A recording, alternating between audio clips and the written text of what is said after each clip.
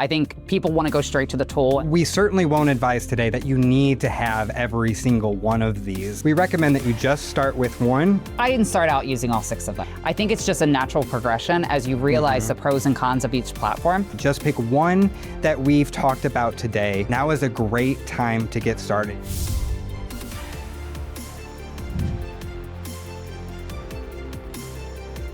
This is the first episode of our new 5-part series, AI for Agents. Everything you need to know to put AI to work in your business, starting today with the tools themselves. I'm Joe Barker. And I'm David Belleville. And this is the AmeriLife Marketing Mentors podcast. All right, Joe, before we run through a single platform, when an agent asks you which AI platform they should be using, how do you respond? I respond with a lot of questions. So I think the most important part is understanding what is it that they're trying to do. I think people want to go straight to the tool and they want to start trying to figure it out, where sometimes you just got to back up and look at the entire workflow or system that you have in place and see what tools make the most sense to make you more efficient or to make your process more efficient, not necessarily going straight to the tool. Now, if somebody came to me and they were like, hey, I want to talk directly about LLMs and which one to utilize, then we can go down a whole conversation, which we're probably about to, in all those different tools. But that's usually the first thing, is just figuring out what is your current process and where can we make you more efficient by having AI assist you with it? Yeah, what do you need to use it for? And as you mentioned, we will go down every single platform, talk about what they're best for, what they're known for, and how you can leverage one. But we certainly won't advise today that you need to have every single one of these, especially if you're unfamiliar with using AI. We recommend that you just start with one and then get comfortable with it.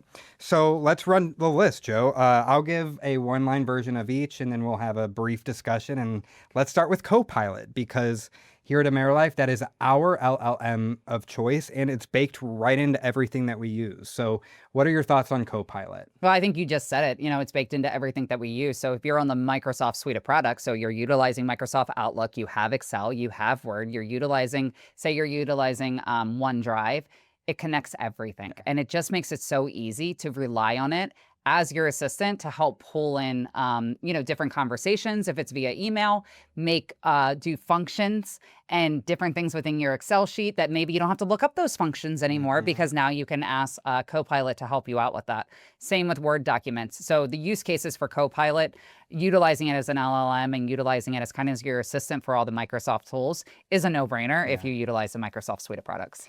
Do you remember the little paperclip icon with Microsoft Word? He used to give pointers and advice. It just feels like we've come so far. But having that integrated into the tools that we use, it's so convenient. You don't even need to leave the Word doc or the PowerPoint that you're editing. It's been super convenient. There's a learning curve with all of these platforms, but the more that you get comfortable, as we'll say throughout, the better are you off. And I think the more you get into the different Microsoft products and the more you deploy it, and you kind of test it out to understand how it can help you and how you can't. And it's just asking it questions, letting it respond, and building those prompts and those conversations with it. And how many of us out there are using the Microsoft suite already? It's so naturally fits in to so many people's workflows. And obviously here at AmeriLife, like we said, that is our go-to. But there's, of course, many other options out there. And so let's keep this moving and talk about perhaps the most popular one, which is ChatGPT. This has kind of gained a reputation of being a general purpose LLM, or kind of a beginning platform. What do you use ChatGPT for most? I use it for my content. So Okay. I still rely on ChatGPT a lot for the content. I spent a lot of time training it, having it interview me, getting used to my tone, the way that I speak, doing, the words that I use, the words that I don't use. So I spent a lot of time training it. And in my opinion, for me, it's the best LLM I have that mirrors the way that I typically would speak or write something. So it has the least amount of edits for me. And you're right, it's the most popular, it's the most downloaded. It's usually where people start. Yeah. That's usually the first one that they download. There's a free version of it, and they start, playing with it a little bit, understanding the capabilities. It doesn't take long to get hooked once you're in there. But eventually you run out of space or tokens, and then you got to level up a little bit with the plan that you have. Yeah, it didn't take long for me to become a paid ChatGPT user because once you do start getting comfortable with it and you train it and you take that time, it really does just become automatic for some Yes. things. And you rely on it so much that it becomes worth it too. And the thought of waiting for the time to pass, or you're like, no, I need you. Yeah. You're my assistant. Help me here. So absolutely. And talk about consumer behavior changing. I mean, we are perfect examples of like starting to really rely on these super helpful tools. Let's keep this moving though. We can revisit some of these. I also want to make sure that our audience knows what an LLM is. It stands for large language model. And so those are these platforms that we're talking about today. So Joe, let's talk about Claude. So much of the AI landscape was dominated by ChatGPT and OpenAI. I really feel like 6 months into the year, Anthropic with Claude has kind of started to emerge as one of the top LLM platforms. Absolutely, especially if you're doing coding. So I think that's where you saw a lot of people in the marketing space, especially, or in the IT space, really tend to lean more towards Claude because the capabilities of its coding platform, its capabilities of integrating with other platforms, the teamwork feature to where you can work with others, it was stellar. Yeah. And I think when you were used to ChatGPT and then you started to move over there and you saw the capabilities of what it could do, it was very quick to pick up that behavior and want to spend time over there, especially for those coding. So that's what I use it for the most. Anything that has to do with websites, anything that has to do with SEO, AEO, GEO, anything along those lines of connecting of my apps, I use Claude now for all of that. And then I go back to ChatGPT for my social media or other content ideas. And that's a great back and forth. I think with Claude too, and you kind of touched on this, it's great to break down the complexities. So coding is obviously something very complex, but for our audience of agents and advisors, I mean, there are regulations and rules and paperwork and documents and admin work that they do that Claude can really become an assistant that helps decipher all of that and make it simpler to digest. Let's keep this moving, Joe. Gemini. It's Google's version of an LLM, and this has also emerged throughout 2026 as a very popular LLM platform. Just like Microsoft Copilot, if you're using Google products every day, then Gemini is baked right in. What do you have to say about Gemini? Yeah, I think with Android, it also plays a major role because Android's based off of the Google platform. Yeah. And so, especially if you have an Android, that experience, and you utilize the Google Gmail and all of those same resources, it absolutely makes sense. Traditionally, I've always relied on Gemini for my researching. Yeah. It does really good at deep researching. And so that's kind of an area where if I really want to learn something, or I really want to understand something, or if I really want to take the time to dig into a topic, Gemini is the first one that I go to. It's always been a reliable source for me, and that's kind of how I've always thought of it, of you're my research assistant. I feel the same way. If I've also started to replace some of what I would go to Google and conduct a traditional search for. I've started to bring that over to Gemini just out of interest and to learn a new platform. But I agree, if you're going to Google, then Gemini is a platform that you should at least experiment with, and if nothing else, treat it like another search engine. Joe, I don't have much experience with this one transparently, but Perplexity is a well-known LLM platform, and it is great for research, as we mentioned. It cites sources. How much experience do you have with Perplexity? I use Perplexity a lot as my fact checker. Okay. So in my opinion, Perplexity is probably one of the top at being most factual. And so if I pull something out of Claude, or I get some information out of ChatGPT or Grok or any of the other ones, I usually will load it into Perplexity. I will ask it to review the information that it gave me and let me know what's accurate and what's inaccurate.